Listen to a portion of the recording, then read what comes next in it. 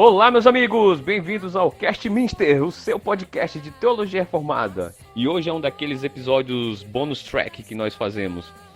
Nós estivemos na Igreja Presbiteriana de Manaus. Para quem não sabe, Diego e eu somos aqui de Manaus e nós participamos de um bate-papo sobre questões de gênero e suas implicações para a esfera pública com o professor Kelson Mota. Ele é professor universitário aqui da Universidade Federal do Amazonas, doutor em Físico-Química e ele entende bastante do assunto. O áudio, pessoal, infelizmente é um problema recorrente conosco e mais uma vez não ficou um dos melhores. Pedimos perdão de antemão, mas enfim, quem tiver alguma dica para nos ajudar a melhorar isso, agradecemos. Mas com os fones de ouvido dá para ouvir melhor. Enfim, foi um tempo bem bacana, espero que seja útil para vocês. Um grande abraço e fui!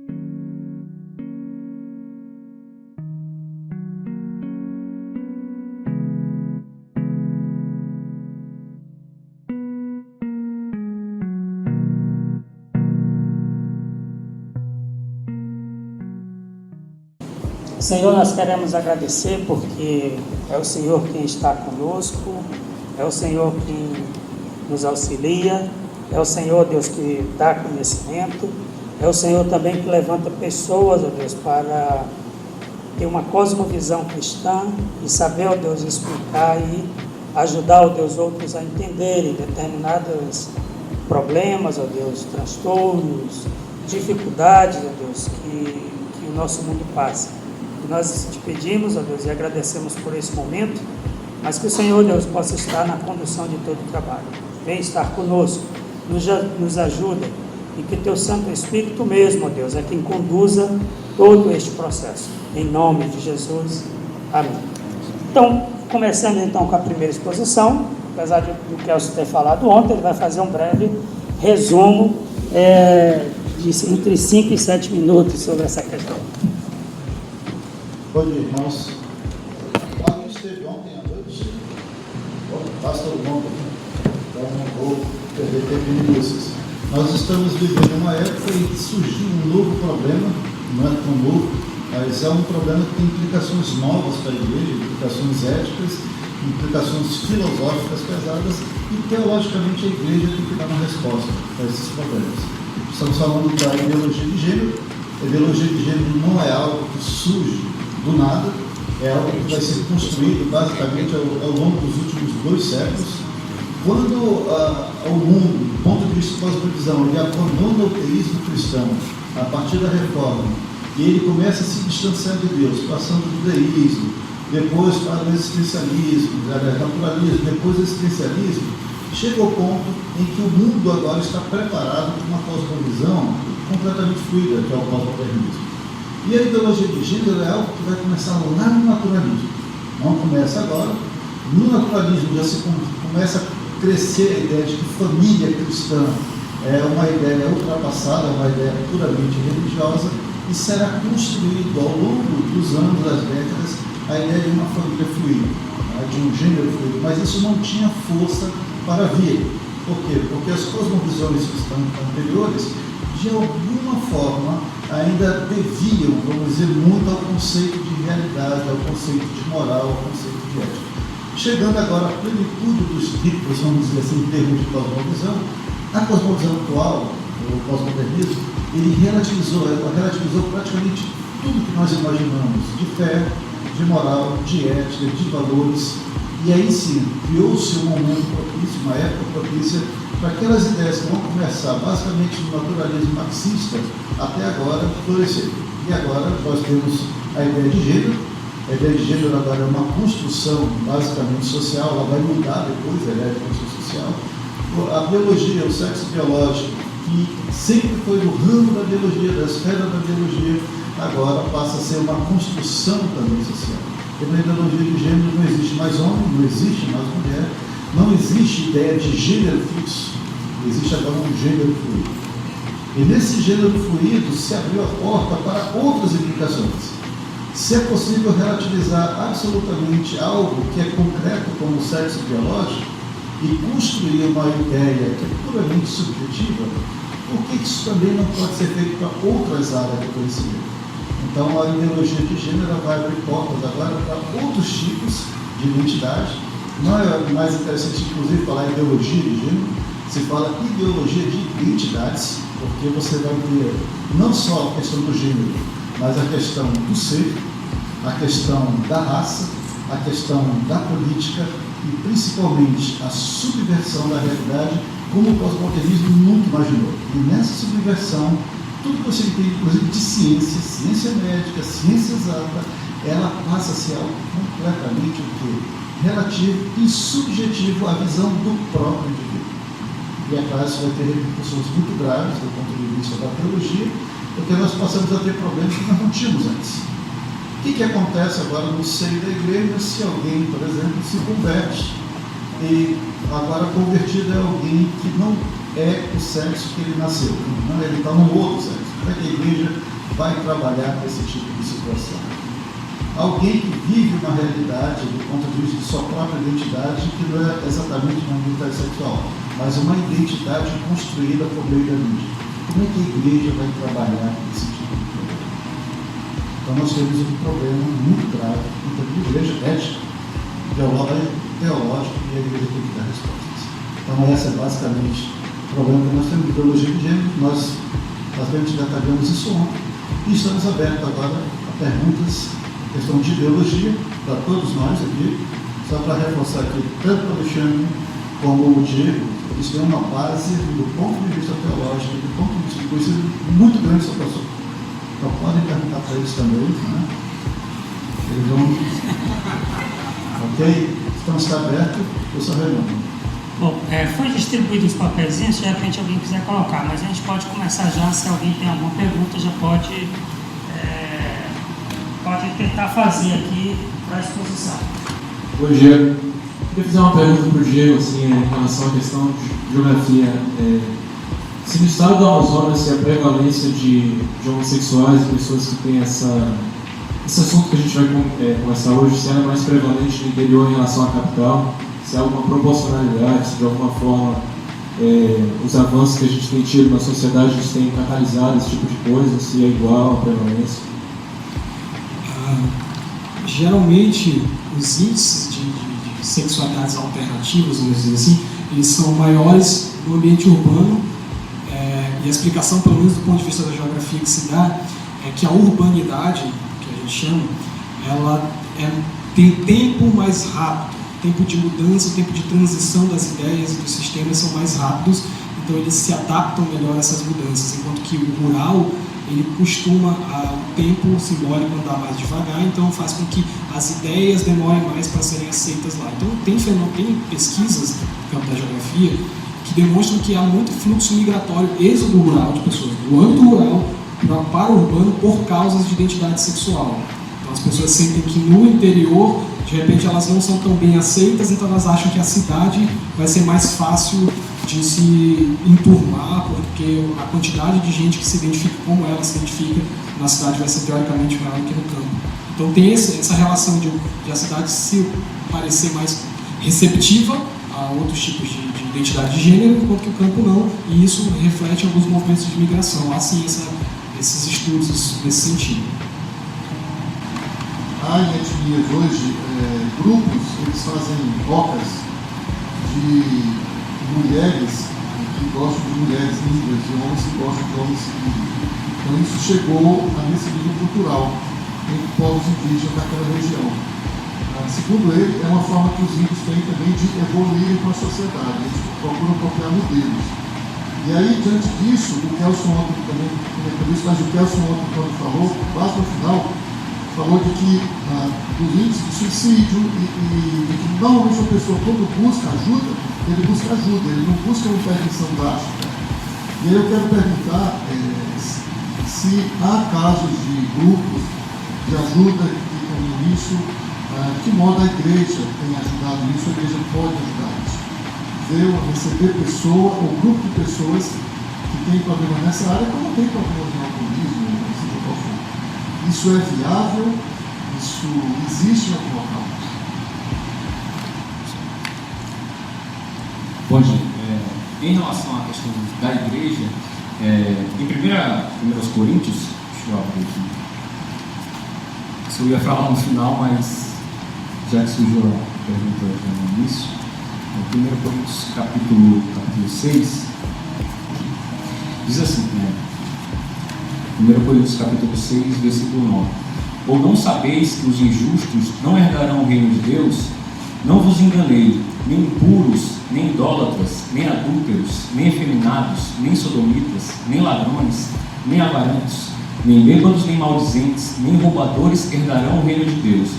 Tais fostes alguns de vós, mas vós vos lavastes, mas fostes santificados, mas fostes justificados em nome do Senhor Jesus Cristo e do Espírito do nosso Deus.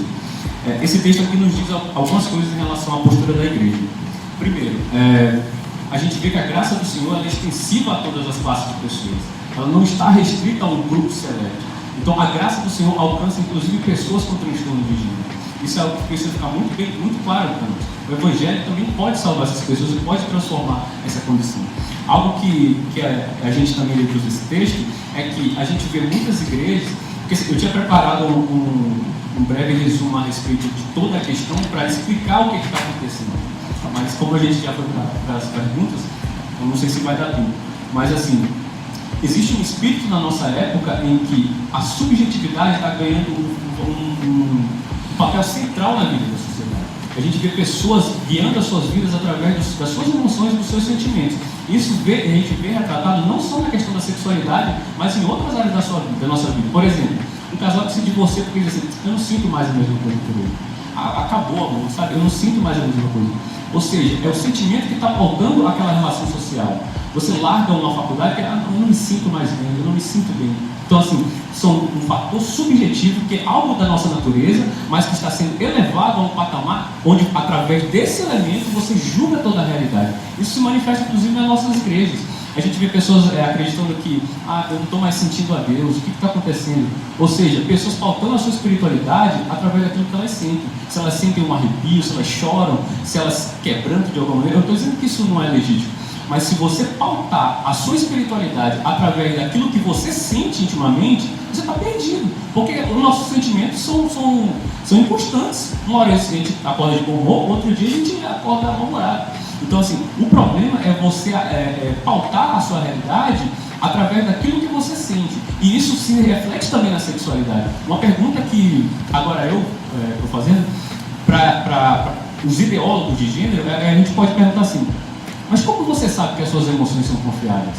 Porque eles dizem: não, eu não me sinto bem com o meu corpo. Eu me sinto...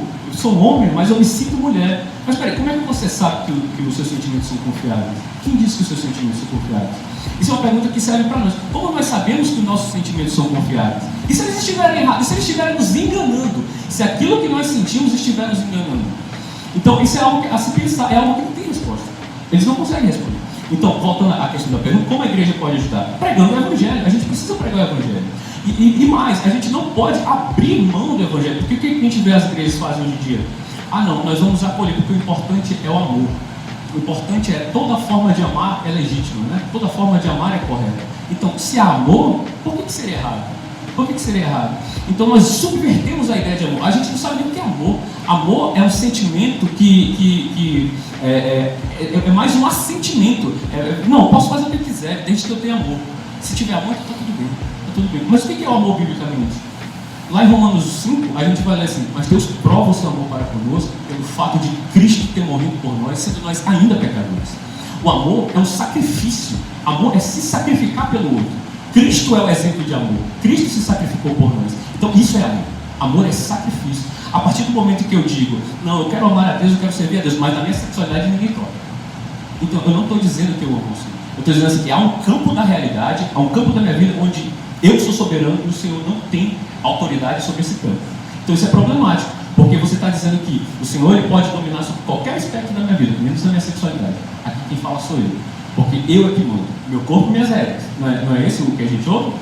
A liberdade restrita, a liberdade absoluta. Então assim, pregar o Evangelho, afirmar as verdades bíblicas, porque veja, essas pessoas foram salvas, essas pessoas que tinham comportamentos homossexuais, elas foram salvas através da verdade e não por uma aceitação do comportamento que elas tinham, entende? Então assim, se nós queremos ajudar essas pessoas, amar essas pessoas, nós temos que acolher, nós temos que chorar com essas pessoas, porque muitas pessoas estão em sofrimento por causa disso, elas não querem sentir isso, elas não estão felizes, assim, não, tá tudo ótimo, não, tem que chorar com essas pessoas, orar com essas pessoas, mas pregar o Evangelho, porque o Evangelho é o poder de Deus para todo aquele que crê. Então o Evangelho é transformador, o Evangelho tem a capacidade de transformar as pessoas, e foi o que aconteceu na igreja de Corinto. Essas pessoas tinham um comportamento homossexual, tinham problemas com a sua sexualidade, mas foram salvas através de quê? Da verdade.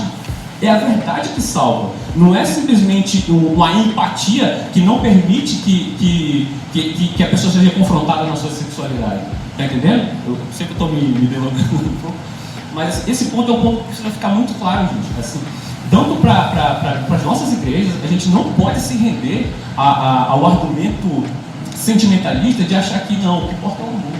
A gente não pode fazer isso. A gente tem que ser firme na verdade, porque é através dessa firmeza que nós vamos estar demonstrando a nossas pessoas.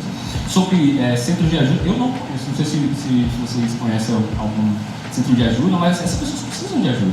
E a igreja pode ajudar nesse sentido, pregando o Evangelho, falando que Cristo transforma pessoas, ele transforma mesmo.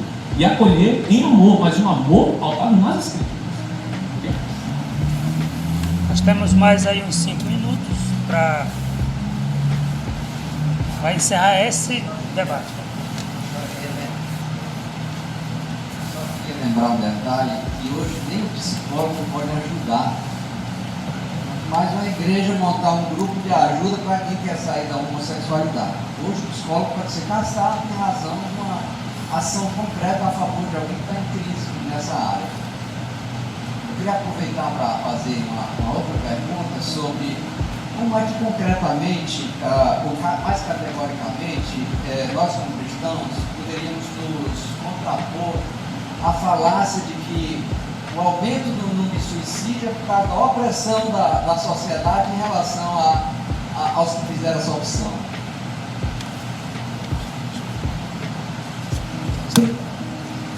Então, existe um fator de preconceito, isso a gente não pode negar, né? Existe um fator de preconceito na nossa sociedade, né? E eles inclusive afirmam que é por causa desse preconceito, dessa opressão que as pessoas se suicidam. Mas é interessante notar que as estatísticas dizem que mesmo após a redesignação sexual, mesmo pessoas em grupos onde ela está na sua tribo, mesmo assim o sofrimento permanece mesmo após a cirurgia. A gente percebe que mesmo após as transformações físicas, aquele sofrimento, aquele vazio existencial permanece. E permanece porque a sua identidade está pautada na sua sexualidade. Então o problema é esse. O problema não é porque o meu corpo externo está destoando daquilo que eu creio intimamente. O problema é o vazio da existência, é o não se colocar diante do Criador. É o acreditar que você é seu ente fundador, que você é seu Criador. Então o problema é existencial mesmo. Então, apesar do fato de existir preconceito, de existir discriminação, mas isso não quer dizer que todos os casos, ou que ainda essa prevalência, não podemos dizer que essa prevalência ainda de casos de depressão, de suicídio trans, seja exclusivamente por questões de preconceito e discriminação. Então, há outras questões que ainda estão sendo estudadas, mas que nos leva a crer, nós como cristãos, que é um vazio existencial mesmo, fruto de confusão interna. Estou procurando aqui, saber a página, está em 500 e alguma coisa. Essa pergunta é bem interessante. Esse é o manual mais famoso do mundo em termos de transtornos mentais.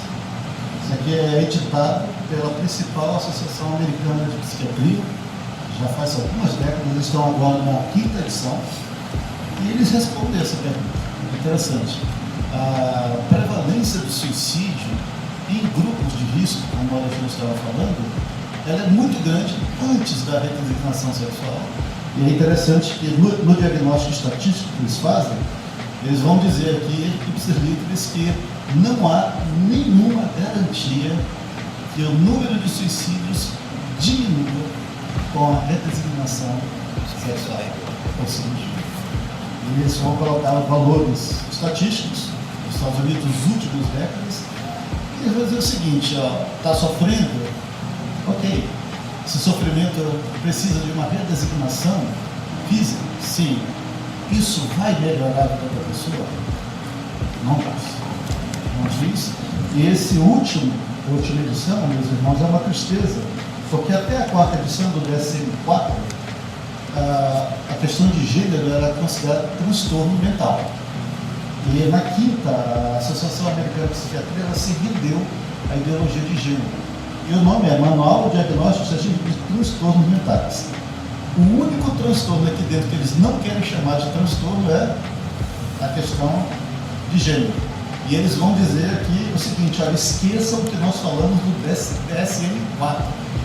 Isso não é um transtorno, isso não é uma doença e não é politicamente correto usar transtorno. Aí eles não definem mais o que é. Você vai lendo, mas é o que? Eles não colocam um transtorno, como distúrbio, como absolutamente nada. Aí você vai ler e diz que isso é só uma condição. E de fato eles vão dizer que é uma condição social. Mas eles não podem negar a questão biológica e a questão estatística.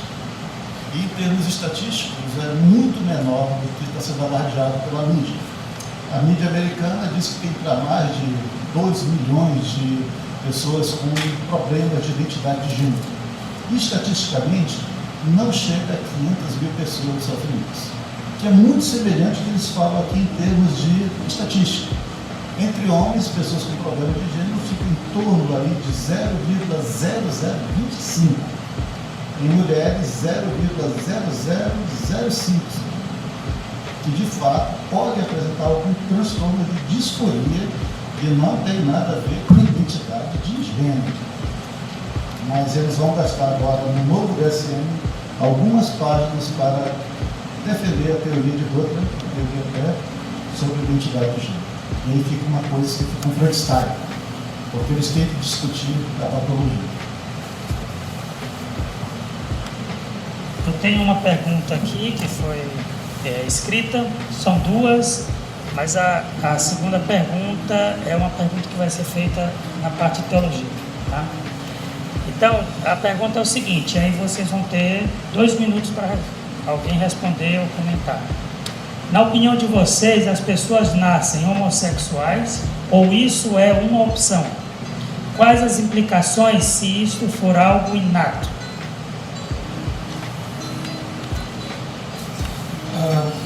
Fazendo algumas pesquisas, assim, não é uma resposta fácil de dar do ponto de vista da ciência, porque a ciência é feita por pessoas e a gente sabe que pessoas elas não são neutras. Elas têm ali a orientação delas, elas conduzem de alguma forma o processo científico. E, então, assim, ainda que eu desse uma resposta sucinta aqui do ponto de vista científico, a gente não deveria sair por aí dizendo, é isso, então tem que ficar do jeito que está mesmo. Mas, do ponto de vista científico, não tem ainda nenhuma evidência cabal, clara, de que existe um gene homossexual. Isso não pode ser afirmado ainda com clareza. Agora, vamos supor que fosse. Quais seriam as implicações? Depende do ponto de vista cristão nenhum. Porque não é porque eu nasci numa condição, num problema, que eu preciso aceitar isso, e pior, como os colegas já falaram, exigir da sociedade que ela se adeque à minha particularidade como indivíduo. Então, ainda que isso fosse comprovado cientificamente, que existe um gene lá, uma configuração genética que faz com que a pessoa nasça com uma orientação sexual homossexual, isso não significaria que necessariamente a sociedade deve mudar para adequar aquela particularidade, uma vez que a gente tem em abundância evidências de que há uma normatividade que é dividida entre machos e fêmeas, homens e mulheres, e heterossexualidade como orientação padrão. Então, não vejo problema para esse tipo de coisa, ainda que fosse encontrado, mas novamente frisando, não tem ainda um martelo batido dizendo que existe mesmo um gene que torna a pessoa desde o nascimento homossexual. Até onde a gente sabe hoje, isso não é provado não. É importante a gente entender também que isso denota uma visão de natureza que é uma visão antibíblica. Qual é a nossa visão a respeito da natureza? É que a natureza é caída também. Nós cremos que o pecado entrou no mundo e afetou todas as estruturas, inclusive a natureza. Então, o fato de, sei lá, se chegasse um dia alguém conseguisse provar que alguém nasce gay, e daí? A natureza é caída ou não? É esse que é o debate. Se a natureza não é caída, então vamos debater a respeito da questão da natureza. Por que ela não é caída? Quais são as evidências que nós temos disso? Mas, biblicamente falando, nós cremos que a natureza é caída. Inclusive, isso pode ser um traço da queda. Alguém nascer com um problema de homossexualidade não pode ser um traço qualquer. Alguém pode nascer com, sei lá, tendências homicidas, ou, sei lá, chega de repente descobre que, não, ele tinha um gênero que incitava ele ao adultério. Então, torna correto, pelo fato de ser algo da natureza. Então, a natureza não é normativa para nós. O que é normativo para nós é a Bíblia. A Escritura é o que diz. Então, a gente tem que julgar a natureza a partir da Escritura. E quando nós vemos na natureza pontos que destoam da fé cristã, então nós temos que não questionar a Escritura, mas questionar a natureza, é entender que isso é um traço da queda. Isso pode acontecer, uma pessoa pode nascer gay, ela foi criada como um menino, não sofreu abuso, não sofreu nada, mas ainda assim tem tendências homossexuais. Isso é um traço da queda. Isso não quer dizer que pelo fato de ser natural, porque a gente tem a ideia de que ser natural é bom. Ué, de onde é que a gente tirou essa visão? Isso não é uma visão bíblica. Isso é uma visão humanista, não é uma visão secular. Não é uma visão que prova a Escritura. Então, esse é um ponto que a gente precisa ter em ensino, entendeu? Você pensa, não, mas ele nasceu assim, desde pequeno ele já mostrava. É importante também a gente frisar que homossexualidade e identidade de gênero não são a mesma coisa, tá? É algo que a gente entrou. Eu sabia que ia entrar nesse assunto, mas não é a mesma coisa, tá? A pessoa que é homossexual, ele não tem problema com o sexo biológico dele. Ele está feliz em ser homem, mas ele tem atração por outro homem, tá? Então é importante a gente deixar isso claro. Mas em relação à natureza, a nossa postura tem que ser essa. Okay? Reforçando o que o Alexandre falou, nós podemos nascer uma homossexual, é melhor deixar ainda mais claro. Todos nascemos pecadores. A nossa natureza é decaída. E dentro da pecaminosidade, a homossexualidade é um dos traços. Tá? Então alguém pode? Pode. Na verdade, nós já nascemos com potencial para todos os pecados. Absolutamente todos. Então nós temos que julgar desta maneira do ponto de vista bíblico. Agora, claro, vamos frisar também, como o Alexandre falou, ideologia de gênero é uma coisa, a agenda homossexual é outra coisa. Agora, claro, uma parte da comunidade homossexual LGBT comprou a ideia de ideologia de gênero, por quê? Porque eles têm agora uma desculpa para dizer, olha, tudo aquilo que nós somos, na verdade, tem um componente científico que explica, ou seja, no exame nos aceitem e se não aceitarem, nós vamos processar vocês. Mas isso é uma parte da comunidade homossexual. Fique claro, o homossexual, de maneira geral, o normal, até esqueci de falar a palavra normal aqui, mas ele não tem problema do ponto de vista da sua aceitação corporal, do seu sexo, então ele não tem problema nenhum. O problema dele é em relação ao seu afeto. Mas isso daqui, meus irmãos, é uma natureza decaída. O texto que ele leu em 1 Coríntios 6:9, Paulo vai explicitar dois casos que basicamente são isso: os efeminados e os sodomitas, os homossexuais. Ele faz uma separação. Os efeminados é basicamente quase o que nós estamos falando de gênero. A pessoa que vai expressar o seu gênero de outra maneira. Mas ele coloca também os sodomitas, os homossexuais que não necessariamente se vestem de outra forma, mas vão ter relações com o seu próprio sexo, com o seu próprio. Todos podem sim nascer, todos nós nascemos pecadores, com uma natureza decaída, e essa pergunta sim, você pode nascer homossexual, mas isso não quer dizer que haja um gênero da homossexualidade, não existe. Tem estudos dizendo que tem um gênero do suicídio, tem um gênero da ultraviolência, tem um gênero do assassinato, ou seja, você não é culpado de nada, você é simplesmente expressão genética. Tudo que você faz é normal, então não existe essa coisa diferente. Bom, não tem uns músicos aqui para tocar para a gente fazer o intervalo do. Mas vamos para a segunda etapa então. Se alguém tiver pergunta, por favor, pode escrever, porque aí nós vamos encerrar só essa parte e vamos para a segunda, que é sobre a questão que envolve a filosofia. Né? Então, o Diego vai ter tem 5 a 7 minutos para fazer uma breve exposição e a partir daí nós abriremos novamente para outras perguntas. Então nós já temos falado algumas coisas sobre ideologia de gênero, embora na fala do Alexandre vai destrinchar um pouco mais isso, mas é importante notar que para algumas dessas respostas que a gente deu, a gente precisou mostrar algo por detrás. Uma ideia que antecede a ideologia de gênero, um pressuposto, um ponto de partida inicial.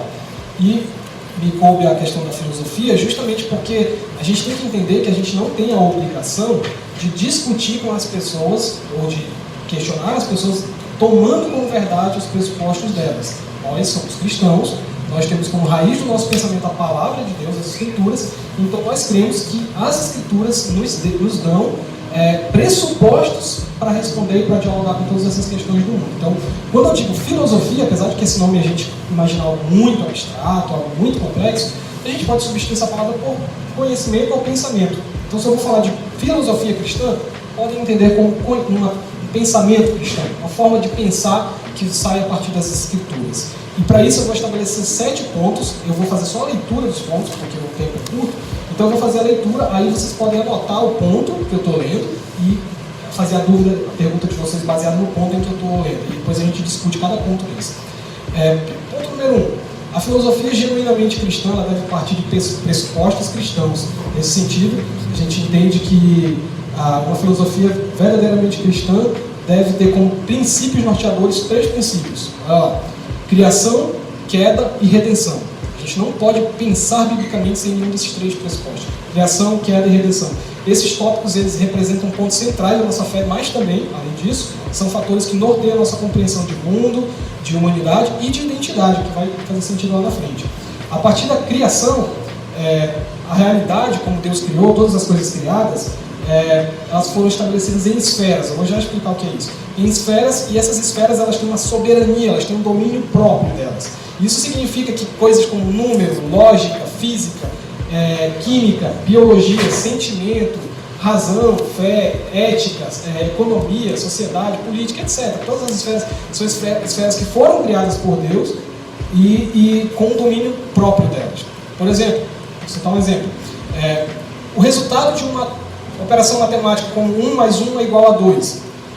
O porquê de um resultado ser 2 compete ao campo da lógica, da matemática, etc. O sentimento afetivo não tem poder sobre isso. 1 mais 1 não é 2 porque eu sinto que é. 1 mais 1 é 2 porque existem mecanismos da linguística e da lógica que explicam isso. Então não é o sentimento que manda sobre a esfera da lógica e vice-versa. Então, não pode ser também, não é correto afirmar que uma esfera possa se submeter sobre a outra, e a gente vai ver a aplicação disso para a ideologia de gênero já. O Senhor criou todas essas esferas, cada uma com o seu propósito. Ao longo da história, esse princípio da soberania das esferas, ele tem sido distorcido por causa da queda, como temos dito, então é necessário a gente entender que o pecado ele distorce a nossa percepção da realidade e faz com que nós venhamos a reduzir toda a realidade para caber dentro de um aspecto da nossa preferência. Nós abandonamos o princípio da criação quando caídos, e isso produz em nós uma série de pensamentos idólatras, que são as origens das ideologias e das heresias que alienam todas as pessoas da verdade. A única forma, ponto 4, desculpa, esqueci de falar os pontos, agora a gente está no 4, diz que a única forma de reconectar o pensamento humano com a verdade é pela remissão do ser integral, do ser humano todo. E essa remissão é possível apenas por meio da justificação em Jesus Cristo. Quando a obra salvífica de Jesus alcança uma pessoa, ela passa a estar reabilitada a pensar de acordo com o princípio de Deus na criação. Nós somos religados ao Criador. A ideologia de gênero, agora entrando no tema, ela afirma que há uma independência, uma separação entre o sexo biológico e o gênero. E ao fazê-lo, atropela a função, a razão de ser de Deus ter criado homens e mulheres com características distintas no corpo e na mente. A ideologia de gênero está alienada, está separada do princípio da criação, e ela elege um aspecto da realidade que faz parte da realidade, que é o do sentimento, do afeto, e ela elege esse aspecto para idolatrar, transforma ele absoluto, certo? Então, qual é esse aspecto? É o aspecto da subjetividade, como já temos dito. A partir disso é que a sexualidade passa a ser definida não mais por fatores externos ou de outros campos da realidade, mas apenas pelo sentimento do indivíduo e pela sua subjetividade. E os outros aspectos da realidade são sacrificados, jogados fora. Ponto 6. A ideologia de gênero, isso aqui é muito importante. A ideologia de gênero é uma ideologia que só se sustenta, só é possível dentro de um sistema ideológico maior, que está acima dela e que não dá cobertura, que é o estoicismo. O estoicismo é uma visão em que o tempo é visto como um processo de eterna mudança, em que não há coisas fixas, está tudo em mudança eterna. Tudo está mudando, nada é fixo. Logo, a sexualidade humana, nada mais a esperar, é só mais uma dessas coisas que apareceu no fluxo do tempo, não tem razão de ser fixa, então está em mudança também a sexualidade. Só que nós cristãos, nós não entendemos assim. Nós entendemos que o tempo não é absoluto sobre todas as coisas. Nós entendemos que o núcleo, o centro do aspecto histórico da realidade está baseado apenas na cultura. A cultura, sim, é algo que é produzido no tempo e é produzido por nós, seres humanos. Então, a forma de a gente identificar se uma coisa é uma mera construção histórica, cultural, é verificar se ela de fato surgiu no tempo por meio da ação humana. E a gente sabe que a sexualidade, o sexo biológico, não é uma criação humana. Nós não inventamos a sexualidade, nós não criamos os órgãos sexuais, nós não criamos um mecanismo orgânico que opera a sexualidade. Então não podemos dizer que isso faz parte do campo da história, do campo do tempo, do campo da cultura. Isso compete ao campo da biologia, que é uma outra área. E essa sucessivamente está ligada aos fatores como química, física, etc. Então é tudo menos história, é tudo menos cultura. E o último ponto, 7, em suma, nós recuperamos o princípio da criação em nossa filosofia e assim a gente rejeita erros como o historicismo e, por consequência, ideologias historicistas como a ideologia de gênero. E aí a gente consegue identificar que ponto ela idolatra, que ponto ela torna absoluto, totalizante da realidade, rejeitando essa idolatria por meio dos nossos 3 princípios, que é a criação, queda e redenção. Cabe observar uma coisa que já foi dita aqui, inclusive, que a queda afetou todos os campos da realidade. Então, ainda que a gente partisse desse pressuposto que a sexualidade ou a identidade de gênero é determinada pela sua percepção, pela sua subjetividade, a gente teria que discutir se a subjetividade também não caiu. Né? E como a gente já disse aqui, a subjetividade está sujeita à queda, está sujeita à queda sim. Então, a gente pode sentir e pensar errado, e a gente pode estar sujeito a um transtorno que a gente não conhece que tem. E isso jamais, por causa disso, a gente jamais poderia aceitar que toda a realidade, todos os campos da realidade, fossem moldados a partir de um campo apenas, que é a minha subjetividade. A gente não pode aceitar que a realidade seja moldada pela particularidade de uma só pessoa. É essa a contribuição. Muito bem. Então, eu já tenho aqui uma pergunta.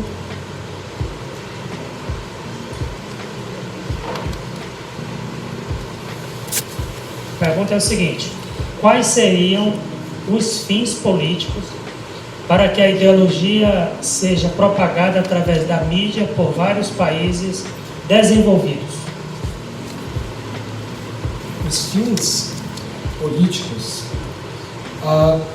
eu diria que tudo nasce com a necessidade de aceitação das pessoas. Tudo nasce com a ideia de que se nós amamos, nós aceitamos as pessoas como elas são. E nós temos nos nossos dias a ideia de que o Estado ele é um defensor das pessoas, dos interesses das pessoas.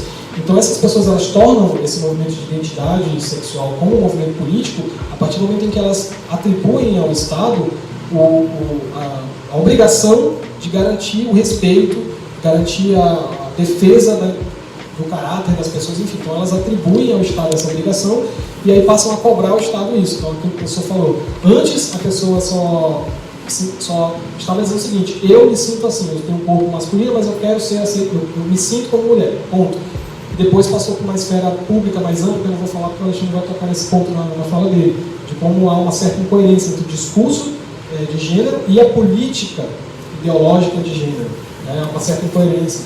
Então, assim, eu não vou entrar tanto nisso aí, porque na rodada seguinte a gente vai desmembrar melhor isso.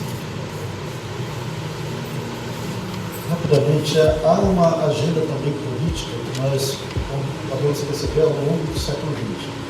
A ONU é o órgão difusor atualmente da ideologia de gênero, mas a ONU não está sozinha. Quem começa a criar uma agenda política de ideologia de gênero são algumas fundações que têm interesse econômico, sim, há um interesse econômico por trás, em termos de ideologia de gênero. Uma dessas fundações é a Fundação Ford. A Fundação Ford, com uma outra fundação, que é o Planejamento Familiar, que na verdade é uma empresa americana, eles começam a pensar o seguinte: o mundo está crescendo, tem muita gente, nós temos que diminuir a população, não tem como nós fazermos isso, vamos criar isso. Então, uma primeira empresa ela vai ganhar dinheiro com planejamento em termos de anticoncepcionais, em termos de alguns hormônios artificiais, Mas o que acontece? As pessoas continuam crescendo, continuam populando, continuam tendo filhos, então começa também a agenda do aborto. Mas para que entre a questão da agenda do aborto, você tem que mudar a estrutura familiar. Você tem que mudar a percepção da mulher do seu próprio corpo. Então você passa a ter, a partir do século XX, ao longo do século XX, uma agenda política para, de alguma forma, mudar a ideia de como a mulher se vê e como a mulher se vê dentro da família.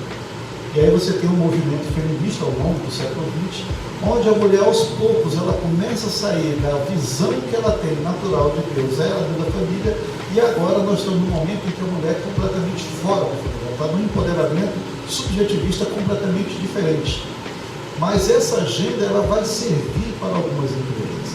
Agora nós temos pelo menos 7 ou 8 empresas dentro do aspecto amplo de uma entidade chamada Governança Global Mundial, é um órgão que dá assessoria à ONU, e parte das empresas que dão assessoria à governança global, ela tem muito interesse na ideologia de gênero. Por quê? Se uma pessoa ela está dentro da ideologia de gênero, principalmente dentro do aspecto homossexual, ela basicamente não vai ter filhos, de maneira geral. Se não vai ter filho, porque não é dinheiro salvo. O que ela vai fazer com esse dinheiro que salva? Ela vai para a arte, para o entretenimento, para a cultura. Tem toda uma indústria de mídia por trás que vai se beneficiar disso.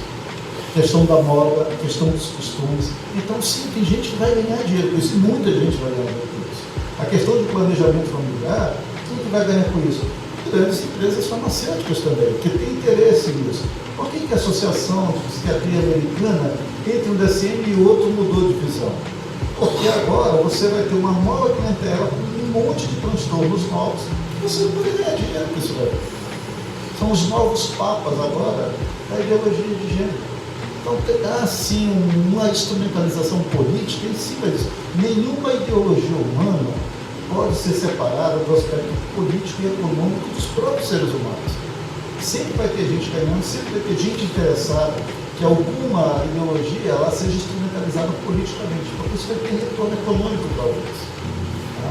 Só para terminar aqui, Marx ele diz assim, a família, nós temos que acabar com a família monogâmica, não porque ele tinha algum problema do ponto de vista espiritual, positivo, mas porque a partir do momento que você tem família monogâmica, tem filhos, quem tem poder sobre isso são os pais. Então Marx, quem tinha que ter o poder sobre os filhos era o Estado. Havia um interesse político, havia um interesse econômico por trás. A ideologia de gênero não é diferente, mas isso aqui é muito assunto para muita coisa. Bom, eu tenho uma outra pergunta aqui, que na verdade ela está mais dentro do primeiro, e ela vem específica para o Kelso. É o seguinte, qual o argumento dos ideólogos frente à distinção entre homem e mulher ao nível cromossômico e do código genético? Para a ideologia de gênero atualmente, do jeito que ela está formalizada, não há nenhuma influência do ponto de vista da biologia na formação do gênero.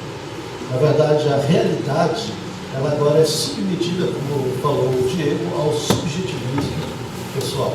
Então, a biologia, ela simplesmente, dentro da ideologia de gênero, um construto social. Aí eles vão dizer o seguinte, não, mas, cara, você é uma mulher, seus cromossomos, seus genes são todos femininos. Como é que você pode dizer que você é um homem? Aí ele vai dizer assim, não, a expressão genética, a expressão cromossômica, ela é simplesmente um ordenado molecular. Ela não cria em você nada do ponto de vista do seu interior. Então eles fazem uma dicotomia, eles quebram a ideia do homem, eles vão dizer agora que o homem tem uma parte completamente material e uma outra parte material, que eles não vão chamar de alma, não vão chamar de espírito, não vão chamar de nada. Eles vão chamar alguma coisa fluida que gera o ser. Isso, na verdade, é uma ruptura ontológica. Você está fazendo uma ruptura ontológica. O homem agora, ele passa a ser, na verdade, fruto de um destino, que não é nem o destino do ponto de vista do egoísmo ou de qualquer outra coisa. É simplesmente uma metafísica nova, mas é uma metafísica que não existe, porque isso é baseado no naturalismo. Então, o que nós temos é uma incoerência completa. Há sim expressões genéticas que deixam muito claro características masculinas e femininas no indivíduo. Não tem como. Né? Existe vários, não, nós temos um século de estudo praticamente em pesquisa genética. Nós conseguimos suprimir algumas características masculinas e algumas características femininas, simplesmente modificando juntas. A própria ideia de reposição hormonal ou de tratamento hormonal para você passar de um sexo para o outro é basicamente cromossômico. Se a expressão cromossômica não faz nada, por que você faz um tratamento hormonal para mudar o sexo? Então é uma incoerência, é uma ruptura ontológica. Se cria uma nova metafísica, gente. É uma metafísica que ela é separada, inclusive, da ideia de Deus, da ideia de um destino cristão, da ideia de uma vida eterna. É quase uma religião nova, que não se sabe quem é o Deus dessa religião. Só pegando aí o ponto que o Diego tinha falado a respeito das questões das políticas públicas. O debate fica parecendo que é algo muito distante de nós, né? Então, assim, trazendo exemplos práticos de como isso tem nos afetado, como essa tirania da subjetividade afeta a nossa vida prática, vamos pegar um exemplo bem recente, a questão da lei da homofobia, né? Que foi, acho que, debatido na STF, se não me engano, eu acho que foi aprovado na CCJ, se não me engano. E qual é o problema disso? Não se delimita especificamente o que seria a homofobia. Todos nós aqui, eu creio, que somos contra a violência contra homossexuais. Eu não quero que um homossexual saia aqui na rua e apanhe, pegue uma florescitada na cabeça. Eu não quero isso. Só que a lei não especifica o que é preconceito, ela não especifica o que é intolerância. O que está acontecendo? No Canadá, acho que o Diego até viu isso, um psicólogo chamado Jordan Peterson, né? Tem sofrido muito com essa questão. Porque o que acontece? Digamos que essa lei seja aprovada, né? Que implicações práticas nós teríamos? Até então, tal como ela está posta, os templos religiosos ficariam resguardados, beleza. Mas tá, e de repente nós estamos na rua, conversando com alguém, numa roda de amigos, na faculdade, e alguém pergunta a nossa opinião a respeito de identidade, de gênero ou homossexualismo. Se você se posicionar contra, você pode ser tido como um intolerante, um preconceituoso, e você pode responder judicialmente por causa disso. Uma implicação da subjetividade, um desejo interno afetando questões jurídicas. Você pode ser preso por causa disso. Você manifestar uma opinião fora desse lugar aqui, que destoa dessa minoria que está de forma ditatorial impondo um conceito, você pode ser preso. Imagina, seu pai pode ser preso. Um senhorzinho que não faz nem ideia do que toda essa questão de gênero, ele diz, não, é um homem, rapaz, é um homem. Ele é preconceituoso, ele é homofóbico. Então, implicações práticas, gente. Implicações práticas. Nas escolas, houve tentativa de passar, eu acho que no Plano Nacional de Educação, não foi? Tentativa de normatizar, de falar de questão de gênero, para que as crianças já cresçam com essa ideia de que não, é normal. É normal. Não existe uma identidade fixa, não existe, então tudo é fluido, tudo é normal. Então, para que essas pessoas possam ser aceitas, para que essas pessoas, na geração seguinte, possam ser vistas como pessoas que está tudo certo. Não tem uma moralidade, não existe valores morais, não existe certo e errado, questões subjetivas afetando diretamente a nossa vida. Então, se você encontrar algum transgênero, e se você chamar ele de ele, sendo que ele se identifica como ela, você pode ser tratado de preconceituoso. Você é intolerante, você é homofóbico. Então, assim, se a lei não disser exatamente o que seriam essas questões, eu vou citar um caso bem prático para vocês. Acho que, não sei se algum de vocês conhece aquele youtuber, Carlinhos Maia, que faz vídeo para o YouTube, não sei se é youtuber, enfim, rede social. Então, ele casou, né? Ele casou com um rapaz lá e tal. Aí ele escolheu não beijar o parceiro lá no casamento, né? Em respeito aos convidados. A opção dele, não quis. Teve gente no Twitter dizendo que ele agrediu a comunidade LGBT. Ele escolheu não beijar o marido lá, né? O que ele fez? Ele agrediu a comunidade LGBT. Uma atitude de respeito aos convidados, pela escolha dele, foi tido como uma agressão. Se essa lei tivesse aprovada, será que ele não seria acionado juridicamente? Não sei. Então é muito complicado. Você vê que é uma coisa que parece, assim, sabe, história da carochinha, parece que a gente está falando de coisas que não nos afetam, que não tem implicações práticas. Mas tem, gente, isso está acontecendo, isso está ao nosso redor, entendeu? Eu não sei como é que vai ser daqui a 5, 10 anos, não sei como é que vai ser na geração dos nossos filhos. Então a gente precisa estar atento a essas questões, a gente não pode comprar esse pacote, Só rapidinho, mais um exemplo prático é o que a gente vê nas universidades. O professor Kelson sabe bem melhor que eu disse. as curriculares, os e-mails entre servidores e corpo docente e discente da UFAM e da UEA, eles já estão usando outros caracteres para fazer uma neutralidade de gênero. Na UEA eles usam arroba, então quando eles falam prezados alunos, em vez de colocar o O do prezados ou o A do prezadas, eles colocam só um arroba, e você se identifica lá, imagina no arroba a vogal que te representa. Na UFAM acho que usa um X. Às vezes um X já vi de arroba. Já viu arroba também? Quando inicia período letivo, as placas de boas-vindas aos calouros bem-vindix, tira a vogal, bota um X, calorix, bota um X. Então isso é prático, está acontecendo. Agora, não é obrigado ainda. Uma lei pode fazer com que os filhos de vocês que estão no ensino fundamental, quando chegarem na universidade, isso já seja obrigado, já seja obrigatório. Pode acontecer. Bom, 30 segundos para uma pergunta, para a gente encerrar esse bloco, e aí passar para o próximo. Então vamos. Muito bem, bom dia. Há um interesse nosso, ministerial, de termos um grupo de aconselhamento na área de identidade. A gente começou a se preparar para isso desde o ano passado. E, tendo em vista essa questão toda do movimento LGBT, nós fomos participar de um congresso de saúde LGBT que aconteceu há alguns meses, ali nos complexos da Arena da Amazônia. Eu ouvi cerca de 4 palestras. Uma delas foi sobre conceito e nomenclaturas, os termos utilizados no movimento, uma outra sobre saúde, outra sobre suicídio e outra sobre educação. Em todas elas, eles abordavam algo contrário à Bíblia e à Igreja, como nós sendo os causadores dessas opressões, ou até mesmo das lutas e tudo mais. Diante de tudo isso, há um movimento político, e é fato, né, que tem cada vez mais se mobilizado, enquanto a Igreja talvez não esteja se preparando da mesma maneira. Nas respostas das perguntas anteriores, alguma coisa se falou sobre como a Igreja deve abordar, como a Igreja deve receber, e falou-se um pouco sobre o amor. E eu pergunto, nesse momento politizado tão bipolar que a gente tem, a Igreja ela deve receber, abrir as portas, amar, ou a Igreja deve confrontar como uma defensora do Evangelho e apontar o pecado? Quando eu digo isso, eu digo por quê? Quando se pensa no ministério na área de identidade, se pensa em receber pessoas que estão lutando, estão em crise. Mas nós temos vários tipos de abordagem para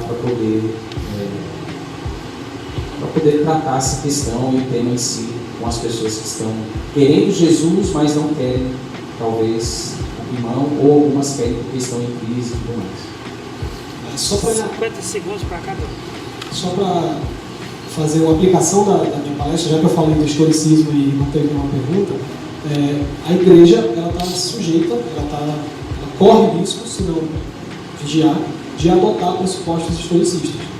A Igreja corre esse risco. Ela é também composta por pessoas que sofreram com os efeitos do pecado, embora nós, na Igreja, nós sejamos membros restaurados, mas nós ainda temos ali a possibilidade de vacilar. Então, a primeira coisa, quando se trata de qualquer público-alvo específico, é da Igreja não entrar nessa linguagem historicista, adotando esse pressuposto de que não, realmente, os tempos mudaram, então nós é que vamos nos adequar ao tempo. Importante é aquele pressuposto de criação que é de redenção por isso. Primeiro, eu entendo que na criação Deus estabeleceu cada esfera com o seu próprio domínio. Então nós, como cristãos, nós temos que identificar na Escritura o que Deus nos diz, o Alexandre falou isso também, o que Deus nos diz sobre quem é o homem, porque Ele é o Criador, quem é o homem, o que é a identidade do homem, no que está afirmado, qual o propósito de ter criado homem e mulher. Então todas essas coisas, as Escrituras respondem, elas mostram isso para nós. Então, se os nossos pressupostos não forem cristãos, a abordagem, ainda que nós venhamos a acolher essas pessoas, ela talvez não seja produtiva. Né?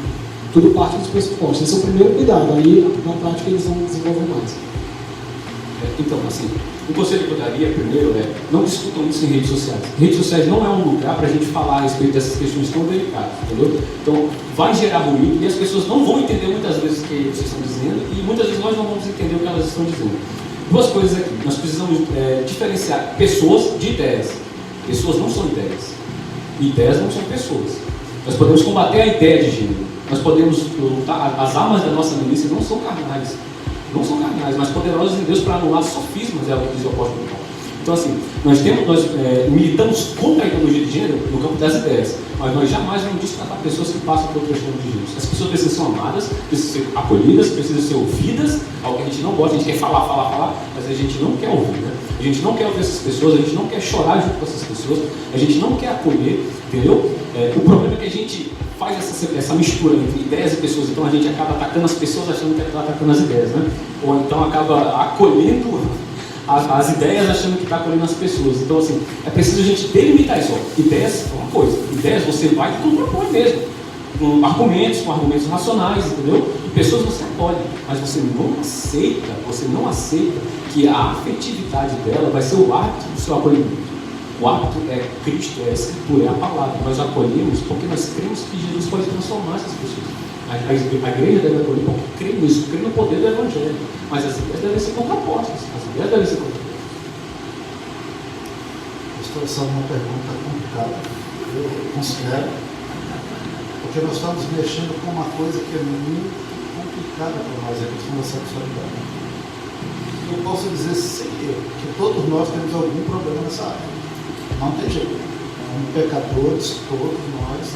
E esse povo da ideologia de gênero, eles têm isso um pouco mais exacerbado que outras áreas. E aí, como o Alexandre falou, você tem que tomar cuidado. Chega alguém aqui na central, diz assim, olha, eu estou com problema, eu quero mudar meu gênero, mas eu não quero isso, eu estou em crise. O que eu faço? Vamos acolher. E acolher é acolher. Sentar, conversar, ouvir, entender o que a pessoa está querendo dizer, mas nós temos que, nesse amor, mostrar que não há solução para ela fora de Cristo. E aí é o problema, porque você pode comungar das ideias pensando em trazer a pessoa para si mesmo. E é um problema sério. Alguém chega com você e diz assim, olha, já aconteceu isso comigo, eu sou autor como profeta. Tenho uma atração por uma pessoa do meu sexo. O que eu faço? Sou cristão. E agora? Você vai entender. Como isso começou? O que aconteceu? Como foi a sua família? Né? O que esteve por trás das suas coisas? Você vai ouvindo. Você vai ouvindo e vai deixando a pessoa falar. E quase descoberta. Mas em algum momento você pode dizer assim, puxa, terrível a sua vida, né? Vamos viver esse seu sentimento, aí já não dá. Mas eu tenho que no Evangelho, muito cuidado, com muita misericórdia, dizer assim, olha, a única solução.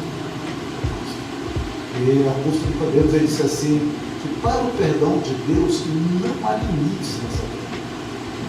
O perdão de Deus, ele não tem limites para o pecado. Mas quando nós trazemos alguém assim para a igreja, nós temos que entender que o nosso interesse é que ela conheça. Isso é o nosso interesse, imagina que seja esse.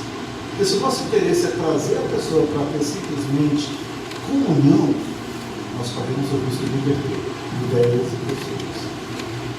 E esse é um problema. Então nós estamos falando com um povo que é altamente politizado e é uma militância muito ordenada. Ontem nós tivemos a palestra.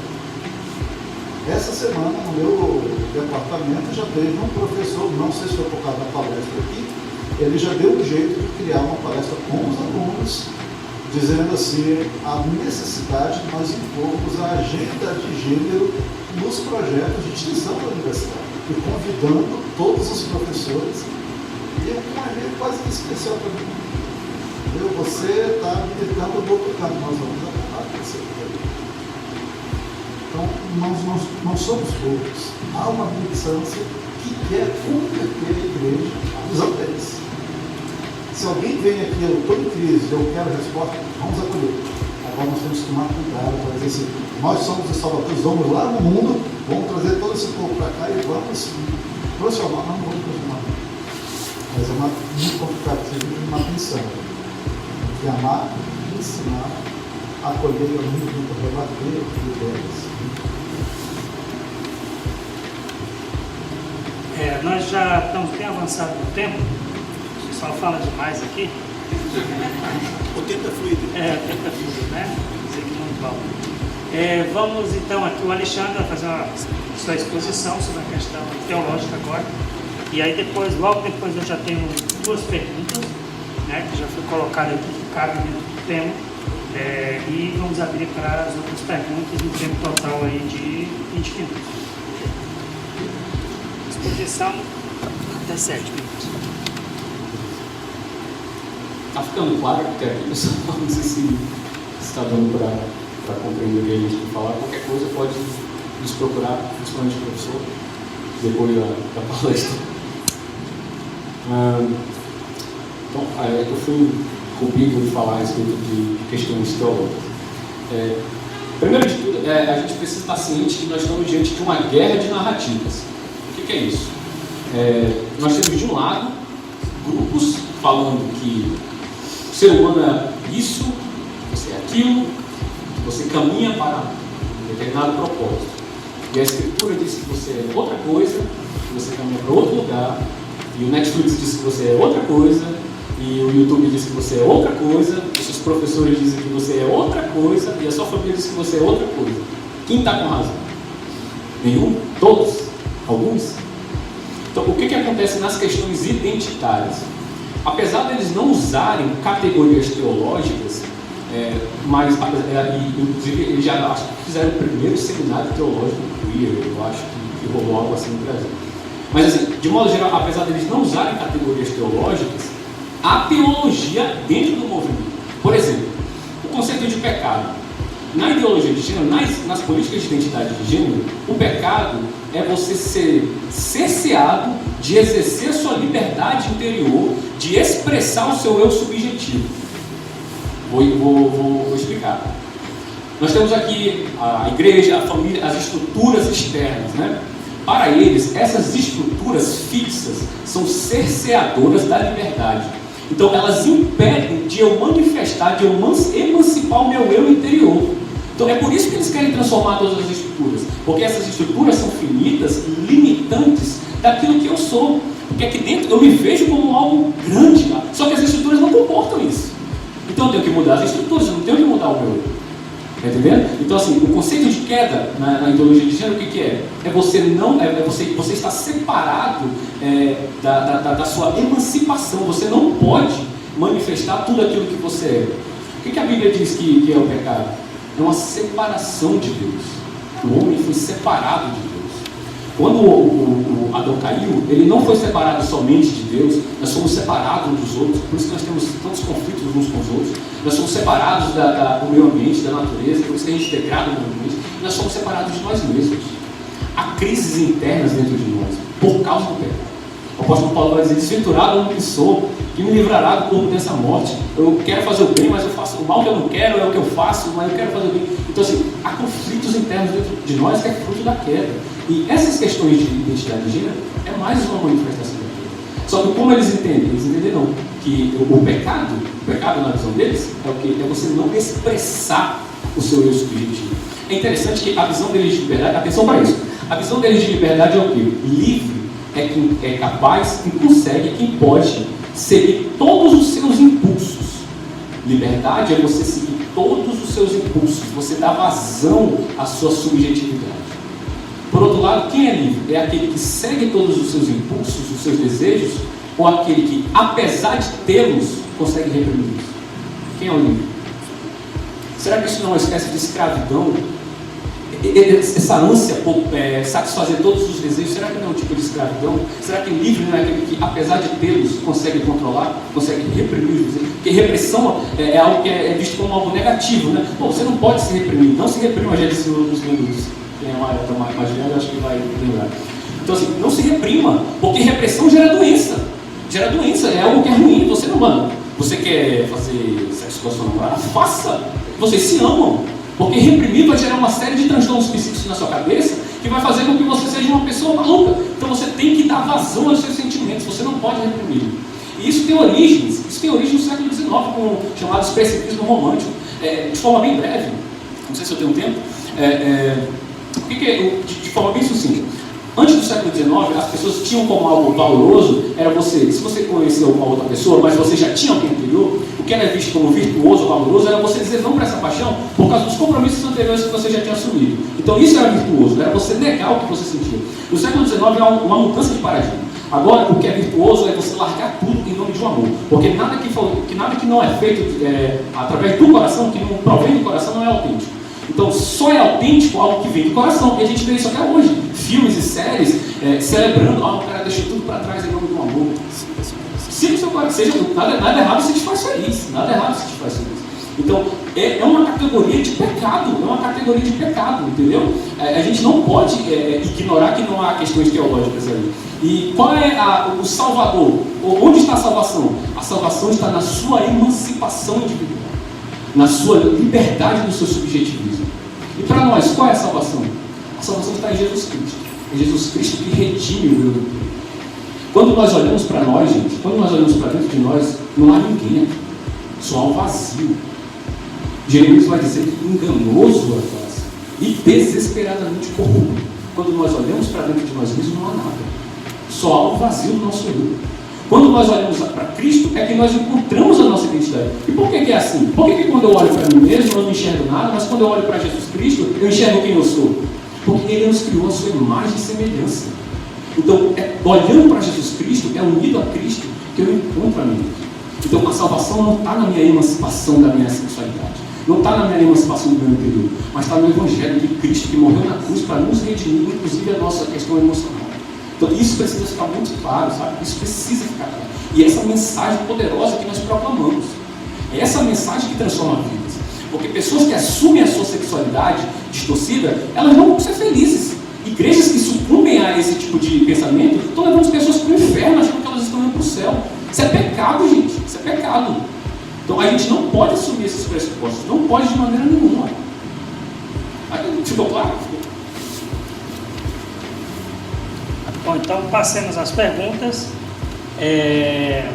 Quero dizer que em termos teológicos nós estamos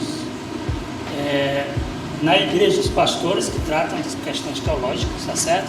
Mas aqui é uma questão de opiniões que estão sendo colocadas, baseadas também nas escrituras, né? Mas nós temos os pastores que tratam desses assuntos, desses temas teológicos. Então, a primeira pergunta, eu vou colocar as duas que foram feitas aqui. Ela diz o seguinte, que aí vai para o Alexandre: como a igreja orienta pessoas que trocaram de sexo e vieram para Cristo? Essa é a primeira pergunta. A segunda pergunta, que está mais relacionada à questão da homossexualidade, mas diz o seguinte: tendo em vista que apenas Deus converte os corações e que não podemos impor a moral cristã, nossa cosmovisão, como lidar com a questão do casamento homoafetivo, a garantia de direitos independente de religião? A primeira eu vou responder, a segunda eu vou deixar para... Não, eu acho que essa pergunta é fruto de um vídeo do pastor Augusto, né, que fez um vídeo a respeito dessas questões recentes. Eu vou reproduzir aqui, tentar reproduzir o que ele disse, que eu achei bem coerente. Bom, se alguém fez uma cirurgia de mudança de sexo e de repente converteu, né? Bom, nós vamos aceitar essa pessoa, nós vamos conversar, cada caso é um caso, né? Se houve conversão genuína, eu creio que a pessoa mesmo, porque assim, quando há conversão, há um desejo de mudança, há um desejo de ser transformado, de mudar. Então, eu creio que parte da própria pessoa, o desejo de voltar à sua sexualidade. Então, a igreja tem que ajudar nesse sentido, tem que apoiar. Assim, impor, eu acho que é algo que não é uma questão correta. Você impor, não, você só vem aqui, você só vai ser membro se fizer a redesignação original, entendeu? Voltar para o de fato. Não, mas tem que partir da pessoa. A pessoa tem que entender que ela é homem, entendeu? E ela tem que buscar fazer essa transformação. Entendeu? Porque se ela foi transformada pelo poder do Evangelho, o Evangelho transforma. O Evangelho transforma pessoas. Entendeu? Aquele que roubava não roube mais. Aquele que mentia não minta mais. Temos que nos despojar do velho homem. Então, tem que partir da pessoa esse desejo de transformação. A outra pergunta é sobre a questão da homoafetividade, casamento homoafetivo. Como é que a igreja trata essas questões em termos dos direitos que a pessoa tem? Vou tentar responder aqui, talvez os meus colegas tenham uma resposta melhor. Bom, a igreja não pode ser obrigada a celebrar união homoafetiva, né? Nós também não podemos impor os nossos padrões para os de fora. Nós não podemos, através de imposição estatal, dizer assim, não, só vai poder fazer, só vai casar o casal heterossexual. Não podemos, pelo menos na minha visão, nós não podemos impor isso, apesar de nós cremos que é o correto, né? Há toda uma discussão sobre isso. Não vai ser eu que vai dar a palavra no final. Mas como a igreja enxerga essas coisas? É pecado. Tem outra coisa. É pecado. Qual é a visão bíblica de casamento? É o homem e mulher. Então, o que passa disso não é visto biblicamente. Não tem respaldo na escritura. Entendeu? Então, ainda que o mundo inteiro diga que não é correto, nós vamos manter nossa posição de dizer não. Não cremos nisso. Não podemos aceitar isso. Então, não sei se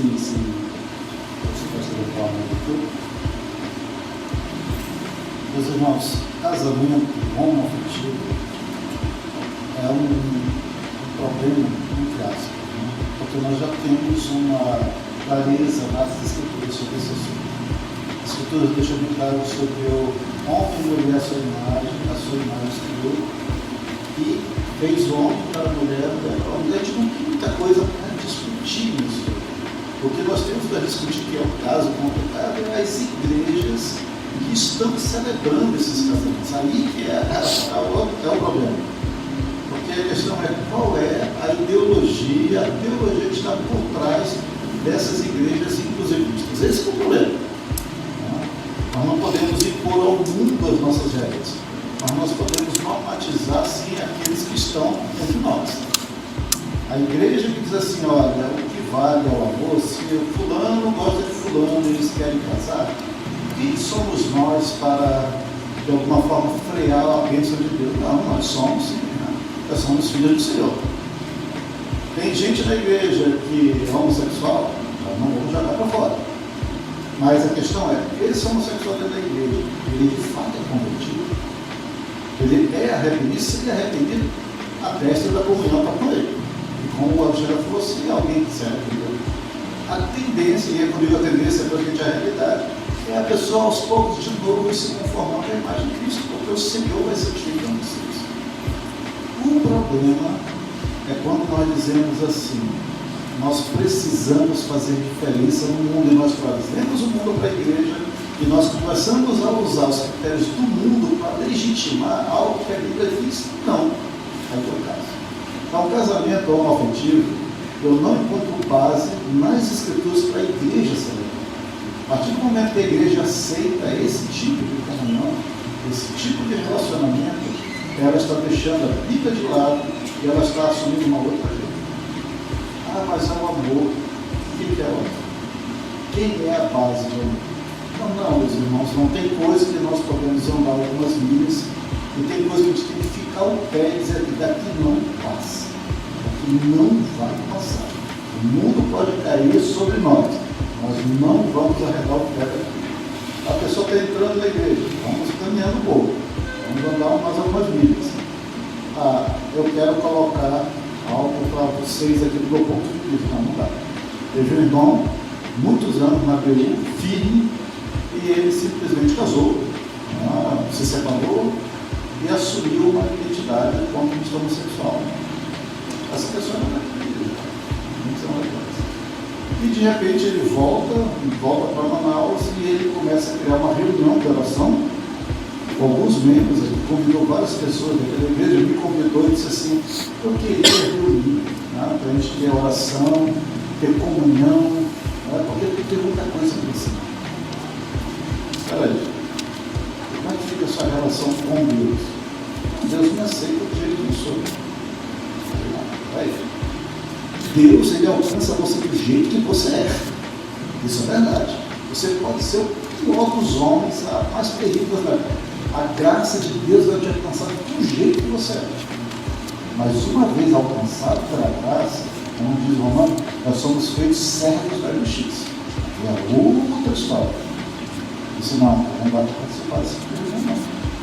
E alguns dos pastores aqui, ao saber disso, voltaram a pessoa. Pode voltar, né? Não. Você não vai criar nenhuma operacional aqui para emplacar uma ideologia homossexualista. E aí você tem que ser muito firme. Ah, mas você não está amando o irmão. Não. Nós estamos amando o irmão. Estamos dizendo para ele assim, não, isso é pecado. Daqui nós não passamos.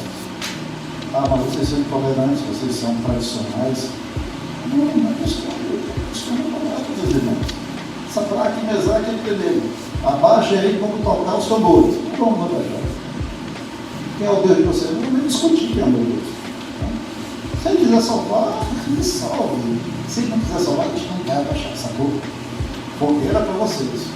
Fazer o que? Então, fogueira, né? Não teve aquela, desculpa, vamos rever isso daqui, né? Ah, vamos para a fogueira mesmo. E nós vamos para a fogueira mesmo. Até certas ilhas nós podemos andar. Dali em diante é purificado. Daqui não passa. Daqui não passará. Gandalf não deve passar daqui. Ou junto, mas daqui você não passa. Ok? Bom, tem uma pergunta que está relacionada a isso, por último, que você falou, que é o seguinte: o Estado é laico, somos cidadãos do Estado, somos obrigados a aceitar tudo que o Estado determina? Acho que a gente tem uma questão política aqui. Aplicando então o conceito de soberania das esferas, porque, claro, o Estado, ele compete ao Estado a esfera das leis, a aplicação da espada e da justiça. A Igreja, ela governa espiritualmente, não governa sobre, como a gente falou, a nossa luta não é a partir dos aparelhos da carne, né? Nós militamos contra instâncias espirituais. Então, assim como o Estado não tem a autoridade de Deus para interferir nos assuntos da Igreja, a Igreja não tem autoridade de Deus para interferir nos assuntos do Estado. Ponto. Então, por isso que a gente não pode impor à sociedade que não se celebre os casamentos dos homossexuais. Isso, quando eu digo impor, é no sentido impositivo, né? A Igreja chegar lá e nós podemos anunciar para o Estado. Sim, agora nós, como membros individualmente, nós podemos agir. Por exemplo, parlamentares aqui, se tiver alguém com chamado para a política, vai anunciar coerentemente aquilo que crê lá na tribuna. Não é questão de formar facção ou bancada evangélica. Não, você como indivíduo vai atuar como cristão, porque você não deixa de ser cristão porque entrou dentro de um órgão público. Você vai anunciar a sua fé, você vai anunciar o que você acredita lá. Agora, você não poderia usar o aparelho da Igreja para impor esse tipo de coisa na esfera do Estado, porque é a outra esfera. Da mesma forma, o Estado não deve fazer isso sobre a Igreja. E aí, questão de fogueiras, o dia que acontecer isso, em que o Estado quer adentrar a esfera da Igreja para obrigar a Igreja a entrar nos seus ditames, desobediência mesmo. Desobediência civil e fogueiras não é necessário. Mas enquanto as duas esferas estiverem harmônicas, a gente tenta manter essa relação. Bom, uma última pergunta. Tá, eu sei que tem, mas o tempo já passou bastante. Então, uma última pergunta. Quem se habilita para a última pergunta? Nada sobre a mulher, tá? De cair. Alguém tem? Bom, se não tem nenhuma pergunta mais. Por exemplo, se uma autoridade, né, ela é cristã e legalmente, digamos que tivesse permitido o casamento homossexual, essa pessoa, que seria essa autoridade cristã, ela, sendo cristã, ela poderia negar uma coisa que está na lei ou não? Você está falando se for uma pessoa atuação do direito? Isso, sim. Bem, se ela atuar dentro dos ditames do direito, ela tem autorização para fazer. O não fazer é que é uma questão de consciência, eu entendo assim, uma questão de consciência. Se ele quiser fazer porque profissionalmente ele está sujeito a normas e tal, ele pode fazer. Não sei se seria pecado, já que ele está agindo dentro dos... Vamos dizer que o STF agora normatiza o casamento homossexual. Vamos ampliar a sua pergunta. O STF, ele normatiza o casamento homossexual e criminaliza qualquer problema que impeça o casamento homossexual. Como é que nós ficamos? Aí tem, vamos dizer, um advogado cristão e tem dois rapazes ou duas moças que querem casar, né, e vamos chamá-lo para fazer algum trâmite jurídico. Como é que fica esse caso? porque ele tem um amparo legal para isso. Né? Oi? Em relação a isso, cerimonialista, não acontecer cerimonialista, se recusarem a fazer o casamento e serem processadas porque efetuaram. Sim, esse é o caso. Né? Como é que fica isso daí? E aí, meus irmãos, não há uma resposta definida. Isso não há uma resposta definida. Porque nós não temos isso claro nas Escrituras. Mas aí vem a questão da sua consciência cristã. Se eu sou um profissional da área de direito, isso cai, eu vou abrir muito claro para o pessoal. Eu sou da área de direito, você tem todo o direito com isso aqui. Eu, particularmente, eu não me sinto confortável ou eu não me sinto capaz. Eu posso indicar esses 3 nomes, esses são muito bons, falar, seja feliz, vai. Mas eu não vou fazer isso. Só um gancho dessa outra pergunta, e se o casal homossexual que casou em uma outra igreja, né, evangélica, pede carta, por exemplo, para a nossa igreja? Ele vem já com a família. Mas é uma carta escrita com Ele já vem com a família. Não, porque assim, a gente vai receber. Então já vem com a família, é um casal homossexual e já tem filhos. Pastor, por favor. Antes de responder, só dizer que nós temos uma juíza de paz dentro da nossa igreja que ela sofre com essas questões diariamente. Então, qual é a postura dela? Ela procura, como ela tem uma boa relação com os demais, e eles sabem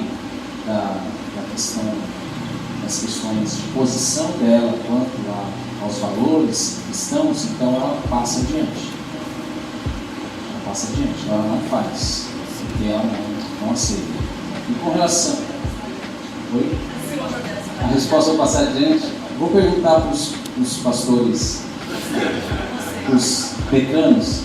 Não, a verdade é o seguinte: qualquer pessoa que ao chegar na igreja para ser recebida, ela passa por um processo, né, tanto de discipulado, mesmo sendo convertido, mesmo sendo de uma outra igreja, até presbiteriana, nós não aceitamos somente por uma carta, nós temos um processo. Cada igreja, os irmãos são de outras comunidades, cada igreja tem um processo, a nossa é assim.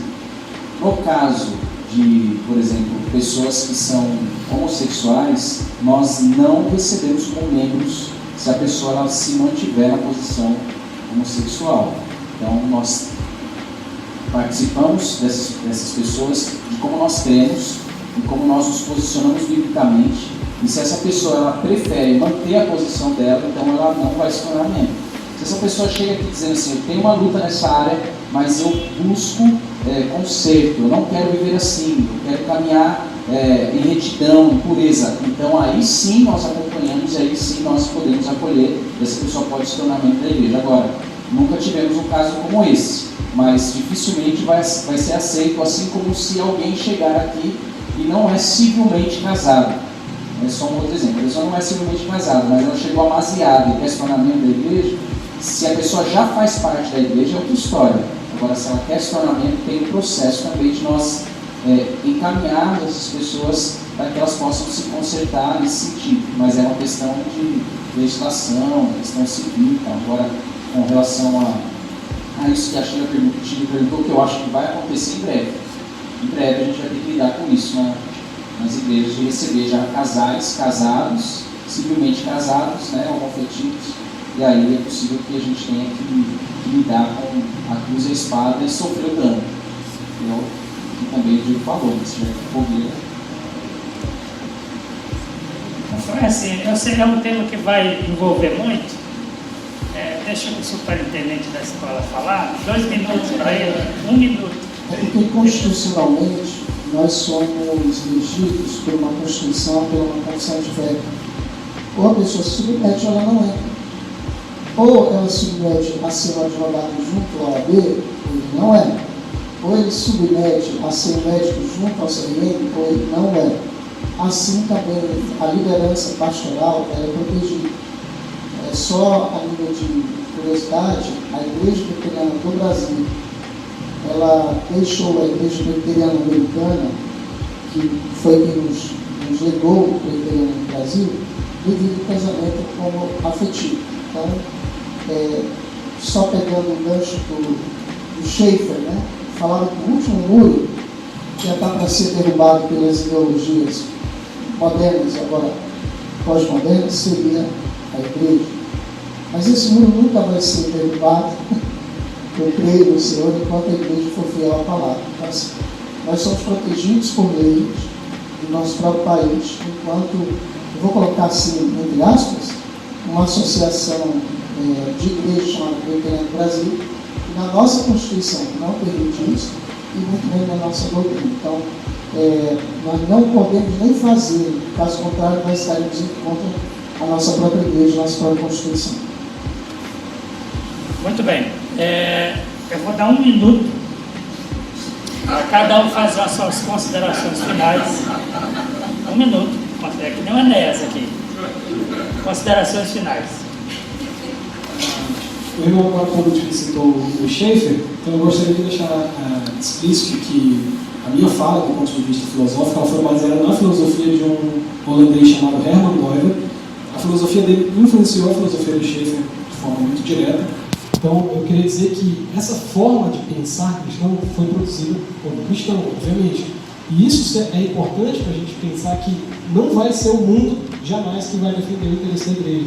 Então, nós aqui, como o corpo tem muitos órgãos, nós temos que nos preocupar com isso, ter pessoas dentro da igreja que estejam interessadas em produzir essas respostas, produzir o pensamento, para que a gente responda de forma satisfatória ao mundo sobre essas questões da nossa cosmovisão, da nossa doutrina. Assim como nós temos os mestres, nós temos pessoas capacitadas para isso. Então, do ponto de vista da filosofia, que foi o que eu tentei abordar minimamente aqui, é para que a gente entenda que todas as respostas mais práticas que foram dadas aqui por eles têm no plano de fundo pressupostos cristãos. A gente não consegue dialogar sem esses pressupostos. Se a gente assumir, a gente tem que ter muito cuidado com os pressupostos. Se a gente assumir pressupostos errados, já era. É um campo minado. A gente vai cair em contradição em algum momento com a nossa fé. Pressupostos são a base de toda a argumentação. Já que citado o Schaeffer, eu também vou na esteira do Schaeffer. A respeito do mundo moderno, o Schaeffer diz assim no Verdadeira Espiritualidade: o problema psicológico básico é de tentar ser o que não somos e tentar carregar o que não podemos carregar. Acima de tudo, o problema básico é não aceitarmos ser as criaturas que somos diante de Deus. Então, assim, Schaeffer delimitou perfeitamente o que é a modernidade, né? Toda ideologia, gente, no fundo, é uma ânsia de ser Deus, é uma ânsia de se separar do seu Criador. É uma rebelião contra a sua condição de criatura. É o homem tentando ser Deus. Então, assim, a palavra que eu poderia deixar é: creiamos no que a Bíblia diz. Creiamos no que a nossa história cristã diz ao longo desses 2 mil anos. Creiamos nas Escrituras, creiamos no Evangelho e creiamos que o Evangelho é o poder de Deus para a transformação. Transformação de caráter, transformação de sexualidade, transformação de identidade, e que nós não somos aquilo que nós pensamos que somos, que o mundo diz que nós somos aquilo que Deus disse que nós somos. E nós que cremos em Cristo somos filhos de Deus, amados do Pai. Fomos reconciliados mediante Jesus Cristo crucificado. Todos os nossos pecados foram pagos na cruz. Na cruz a nossa dívida está paga. Então a liberdade verdadeira está no encontro com Jesus Cristo. Em nenhuma outra coisa existe liberdade. Então creiamos nisso. Proclamemos essa mensagem. Eu acho que é isso que eu tenho que falar. Já todo mundo citou Schaeffer, não vou citar. Meus irmãos, essa é basicamente a última palestra de algo que começou sobre cosmovisão. Os próximos blocos serão sobre fé e ciência. E o que eu quero falar, a palavra final, é olhando desde o início que nós estudamos aqui, o teísmo cristão, chegando até o pós-modernismo, e aí você pode fazer algumas projeções do futuro. Nós estamos realmente numa situação em que a família ela está sofrendo radicalmente uma mudança de paradigma. Nossa geração está vendo uma mudança grave, vigorosa, do conceito de indivíduo, do conceito de família e de conceito de realidade. Nós estamos vivendo isso, nossa geração está vendo isso. Se nós projetarmos isso para o futuro, a tendência é piorar. Como viveremos com isso? Foi aberta agora uma porta na cultura humana em que a realidade ela não está mais em foco. Não existe mais a lógica, não existe mais a razão, não existe nada de concreto. nos próximos anos nós vamos ver as coisas piorarem no nível mundial. Eu não consigo ver as coisas melhorando. Eu consigo ver, sim, olhando agora o desenvolvimento das cosmovisões, a humanidade caminhando de maneira muito acelerada para um erro em nível mundial. Eu não sei se é aquilo que Paulo vai falar sobre a operação do erro, não sei se nós estamos já vivendo aquele momento em que o amor está se esfriando de maneira muito rápida de todos os corações, mas a humanidade está caminhando de maneira geral e estrita para uma condição em que Deus, o conceito de Deus, será abolido do ponto de vista institucional, não da igreja, porque as portas do inferno não prevalecerão contra a igreja. Mas nós estamos vivendo um momento catastrófico. E essa porta que se abriu na ideologia de gênero, ela não vai fechar. Ela vai piorar.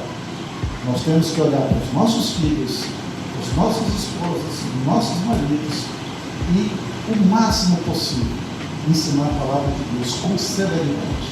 Porque os tempos que virão são tempos maus. Muito mais do que já foi antes. Vai ser como nunca tivesse havido de lá um tempo mau. Nós estamos vendo isso acontecer aos poucos. Vai passar nas pernas em algum momento a ideologia de gênero, como já passou em outros países. Nós vamos chegar ao ponto como está na Dinamarca, em que os filhos são sequestrados dos seus pais, dentro da sua própria casa pelo Estado. Porque os pais são cristãos. E você vai encontrar, você vai dizer, meu, está acontecendo, está acontecendo. Sem falar no islamismo, sem falar no hinduísmo, sem falar no materialismo importante. Os tempos são maus. Agora é o momento das trevas, mas é nas trevas que a luz brilha mais forte. E a igreja tem que se levantar unida contra tudo isso. Mas ela só estará unida contra tudo isso se ela estiver unida em Cristo por meio da palavra do Senhor. Amém? Bom, em nome da classe de jovens, aí, Ailton, Everton, nós queremos agradecer a Kelson, Alexandre, Diego, por se colocarem à disposição para esse debate. Agradecer também aí a liberdade que nós tivemos aqui para poder colocar esse debate, fazer o debate. Né? Eu sei que isso é uma questão polêmica e tem muitas pessoas que pensam de várias outras formas, nós tentamos apresentar aqui algo que de fato fosse bom para o nosso crescimento. Eu espero que tenham aproveitado. O tempo é pouco, né? A gente provavelmente teria que gastar mais tempo, mais dias fazendo isso, mas não dá por causa da agenda que nós temos.